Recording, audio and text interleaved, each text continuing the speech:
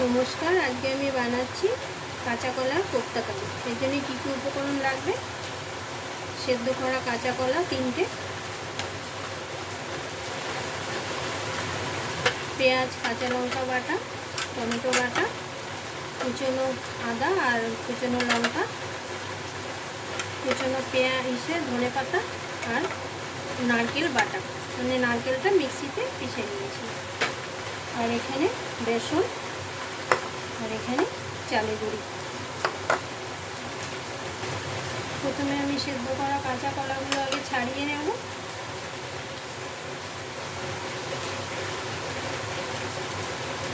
এইভাবে প্রত্যেকটা কাঁচা কলা আমি ছাড়িয়ে নেব। এইভাবে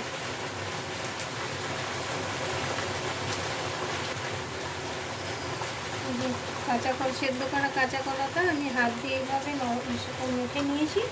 এর মধ্যে এবার আমি বেসন দেব, 2 চামচের মতো বেসন দিলাম, 2 চামচে বেসন আর 1 চামচে চালের গুঁড়ি দিলাম, কুচনো লঙ্কা,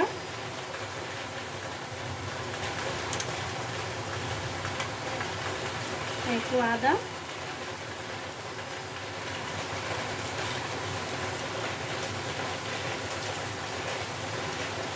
আর এই নারকেল কুড়োনোটা দিয়ে দেবো অল্প একটু। এটা দিয়ে মাখালে বেশ স্বাদ লাগবে খেতে।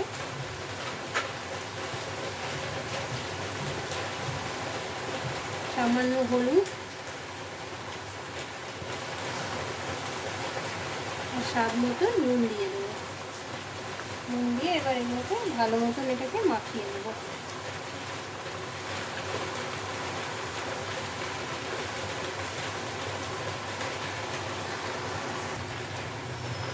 আমার পুরটা মাখা হয়ে গেছে, কাঁচা কলা পুরটা। এবার আমি হাতে একটু সরষের তেল দিয়ে দিলাম, দিয়ে এটা গোল গোল করে কোপ্তা বানিয়ে নেব।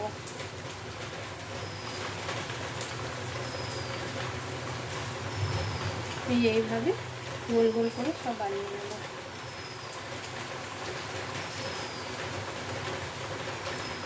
এইভাবে সব গোল গোল করে সব বানিয়ে নেব একটা। 3টে কাঁচা কলা সেদ্ধ দিয়ে আমার এই কটা 14টা কোপ্তা হয়ে গেছে। এবার আমি এগুলোকে ফ্রাই করে নেব।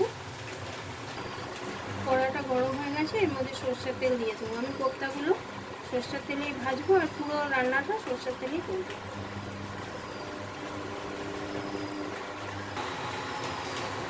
এক এক করে কোপ্তাগুলো তেলে দিয়ে দিলাম।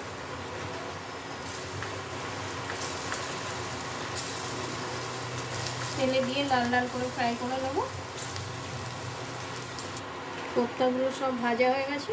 এবার বাদ বাকি রান্না তেলের মধ্যে আমি শুকনো লঙ্কা, গোটা জিরে আর তেজপাতা ফোড়ন দিয়ে দিলাম।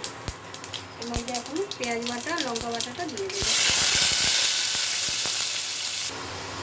এর মধ্যে আদা রসুনের পেস্টটাও দিয়ে দেবো আর এই টমেটো বাটাটাও দিয়ে দেবো। দিয়ে ভালো মতো মশলা কষিয়ে নেব। এর মধ্যে একে একে আমি জিরে গুঁড়ো, ধনে গুঁড়ো, হলুদ, স্বাদ মতো নুন আর একটু জল দিয়ে কষিয়ে নেব মশলাটা ভালো মতো।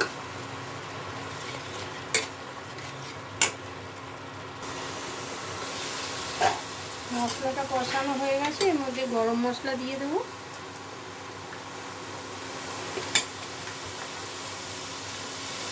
সামান্য চিনি দিয়ে দেবো।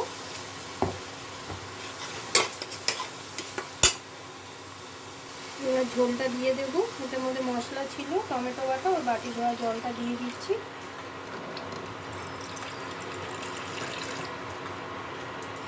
জলটা দিয়ে দিলাম। এবার ঝোলটা ফুটে গেলে আমি কোপ্তাগুলো দিয়ে দেবো। সামান্য একটু ঘি দিয়ে দেবো এর মধ্যে।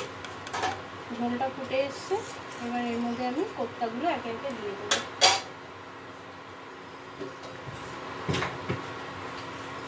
এই যে কোপ্তাগুলো, ভেজে রাখা কোপ্তাগুলো দিয়ে দিচ্ছি। ঝোলের সাথে একটু ফুটিয়ে নেব, তারপরে আমি সার্ভ করে দেবো।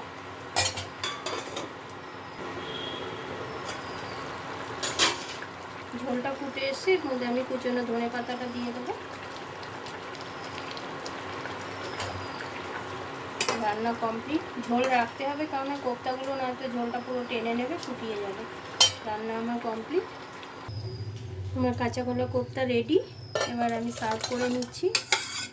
খুব সুন্দর গন্ধ ছেড়েছে, আর এটা এত সুন্দর লাগছে দেখতে, বলগুলো একটাও ফাটেনি।